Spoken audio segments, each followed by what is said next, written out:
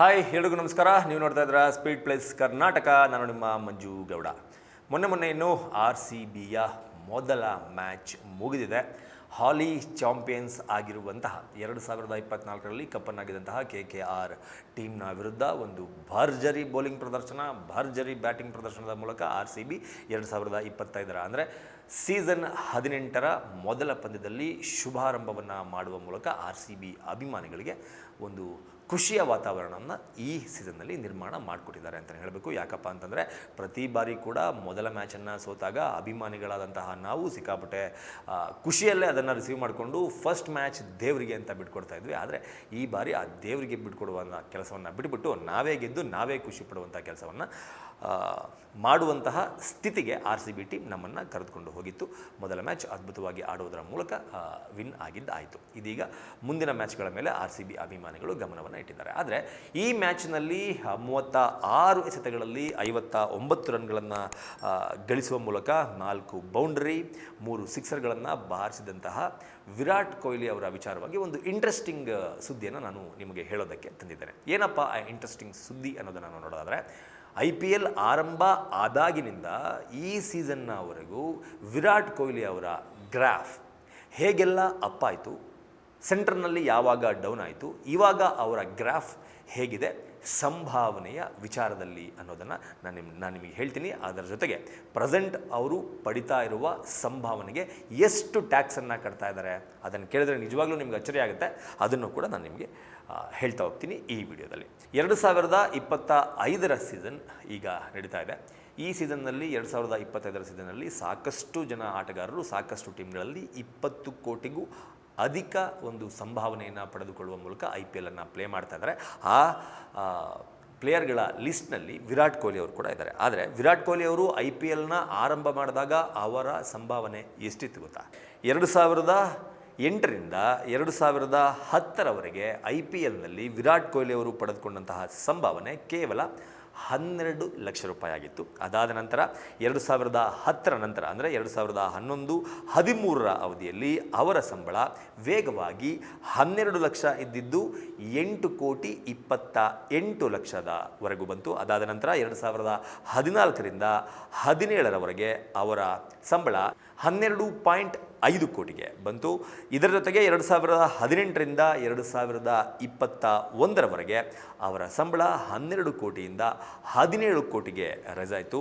ಅದಾದ ನಂತರ 2022ರಿಂದ 2024ರ ಅವಧಿಯಲ್ಲಿ ಅವರ ಸಂಬಳ 17 ಕೋಟಿಯಿಂದ 15 ಕೋಟಿಗೆ ಕಮ್ಮಿಯಾಗಿತ್ತು. ಅಂದರೆ ಅವರ ಬ್ರ್ಯಾಂಡ್ ವ್ಯಾಲ್ಯೂ ಕಮ್ಮಿಯಾಗಿತ್ತು, ಅಥವಾ ಅವರು ಫಾರ್ಮ್ನಲ್ಲೆಲ್ಲ ಅಥವಾ RCBನಲ್ಲಿ ಬೇರೆ ಪ್ಲೇಯರ್ಗಳನ್ನು ಉಳಿಸಿಕೊಳ್ಳುವ ನಿಟ್ಟಿನಲ್ಲಿ ಇವರ ಸಂಭಾವನೆಯನ್ನು ಕಡಿತ ಮಾಡಲಾಗಿತ್ತು, ಏನಾದರೂ ಅನ್ಕೋಬೋದು. ಆದರೆ 2022ರಿಂದ 2024ರ ಅವಧಿಯಲ್ಲಿ ಅವರ ಸಂಭಾವನೆ 17 ಕೋಟಿಯಿಂದ 15 ಕೋಟಿಗೆ ಇಳಿದಿದ್ದು ಸತ್ಯ. ಇದಾದ ನಂತರ ಅಂದರೆ ಈಗ 2025ರ ಸೀಸನ್ ಆರಂಭ ಆಗಿದೆ. 2025ರ ಸೀಸನ್ನಲ್ಲಿ ವಿರಾಟ್ ಕೊಹ್ಲಿ ಅವರಿಗೆ 15 ಕೋಟಿಯಿಂದ ಸ್ಟ್ರೇಟ್ ಅವೇ 40% ಆಲ್ಮೋಸ್ಟ್ ಅವರಿಗೆ ಜಾಸ್ತಿ ಆಗಿದೆ ಅವರ ಸ್ಯಾಲ್ರಿ ಅಂತ ಹೇಳಬೇಕು. RCB ಟೀಮ್ನಲ್ಲಿ 21 ಕೋಟಿ ರೂಪಾಯಿಗೆ ಈ ಬಾರಿ ಕೂಡ ಅವರನ್ನು RCB ತಂಡ ತನ್ನಲ್ಲಿಯೇ ಉಳಿಸಿಕೊಳ್ಳುವುದರ ಮೂಲಕ 21 ಕೋಟಿಯನ್ನು ಕೊಡೋದಕ್ಕೆ ರೆಡಿಯಾಗಿದೆ. ಹೀಗೆ ಕೊಹ್ಲಿ ಅವರಿಗೆ 21 ಕೋಟಿ.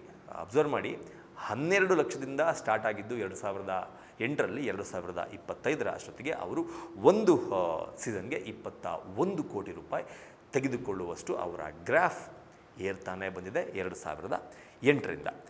ಈಗ 2008ರಿಂದ ಅವರ ಸಂಭಾವನೆ ವಿಚಾರವನ್ನೆಲ್ಲ ನೀವು ನೋಡಾಯಿತು. 2025ರಲ್ಲಿ 21 ಕೋಟಿ ರೂಪಾಯಿ ಅವರು ಒಂದು ಸ್ಯಾಲ್ರಿಯನ್ನು ತೆಗೆದುಕೊಂಡಿದ್ದಾರೆ. ಈ ಸ್ಯಾಲ್ರಿ ಅಥವಾ ಸಂಭಾವನೆಗೆ ಅವರು ಕಟ್ಟುವಂತಹ ಟ್ಯಾಕ್ಸ್ ಎಷ್ಟು? 21 ಕೋಟಿ ರೂಪಾಯಿ ಕೊಟ್ಟು RCB ಮ್ಯಾನೇಜ್ಮೆಂಟ್ ಅವರನ್ನು ಖರೀದಿ ಮಾಡಿ ಟೀಮ್ನಲ್ಲಿ ಇಟ್ಕೊಂಡಿರ್ಬೋದು.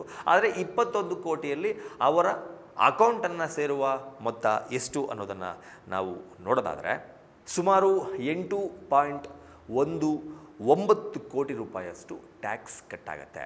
21 ಕೋಟಿನಲ್ಲಿ ಆಲ್ಮೋಸ್ಟ್ 8 crore ಪ್ಲಸ್ ಟ್ಯಾಕ್ಸ್ ಕಟ್ಟಾದರೆ ವಿರಾಟ್ ಕೊಹ್ಲಿ ಅವರಿಗೆ ಸಿಗುವಂತಹ ಸಂಬಳ ಅಂದರೆ ಅಫಿಷಿಯಲ್ ಆಗಿ ಲೀಗಲ್ ಆಗಿ ಸಿಗುವಂತಹ ಸಂಬಳ ಎಷ್ಟಪ್ಪ ಅಂದರೆ 12.81 ಕೋಟಿ ಈ ಸೀಸನ್ನಲ್ಲಿ 21 ಕೋಟಿಗೆ ಅವರು ಬಿಕರಿ ಆಗಿರ್ಬೋದು ಅಥವಾ ಸೇಲ್ ಆಗಿರ್ಬೋದು ಆರ್ ಸಿ ಬಿ ಟೀಮ್ ಅವ್ರನ್ನ ಉಳಿಸ್ಕೊಂಡಿರ್ಬೋದು. ಆದರೂ ಕೂಡ ಎಲ್ಲ ಟ್ಯಾಕ್ಸ್ ಕಟ್ಟಾಗಿ 21 ಕೋಟಿಯಲ್ಲಿ ವಿರಾಟ್ ಕೊಹ್ಲಿ ಅವರಿಗೆ ಸಿಗೋದು 12.81 ಕೋಟಿ. ಇನ್ನು ಓವರಾಲ್ 2008ರ ಸೀಸನ್ನಿಂದ ಹಿಡಿದು 2025ರ ಈ ಸೀಸನ್ನವರೆಗೂ ವಿರಾಟ್ ಕೊಹ್ಲಿ ಅವರು IPLನಿಂದ ಎಷ್ಟು ದುಡ್ಡನ್ನು ಪಡೆದುಕೊಂಡಿದ್ದಾರೆ, ಎಷ್ಟು ಸಂಭಾವನೆಯನ್ನು ಪಡ್ಕೊಂಡಿದ್ದಾರೆ ಅನ್ನೋದನ್ನು ನಾವು ನೋಡೋದಾದರೆ 18 ಸೀಸನ್ಗಳಲ್ಲಿ ವಿರಾಟ್ ಕೊಹ್ಲಿ ಅವರು ಇಲ್ಲಿಯವರೆಗೂ ಒಟ್ಟು 179.70 ಕೋಟಿ ರೂಪಾಯಿ ಸಂಬಳವನ್ನು ಆರಂಭದ ಸೀಸನ್ನಿಂದ ಹಿಡಿದು ಇಲ್ಲಿಯ ಸೀಸನ್ನವರೆಗೂ ಅವರು ಪಡೆದುಕೊಳ್ತಾ ಬಂದಿದ್ದಾರೆ. ಹತ್ತಿರ IPL 1ರಲ್ಲೇ ಅವರು ತಮ್ಮ ಕ್ರಿಕೆಟ್ ವೃತ್ತಿ ಜೀವನದಲ್ಲಿ ನಾನು ಹೇಳ್ದಂಗೆ ಹತ್ತಿರ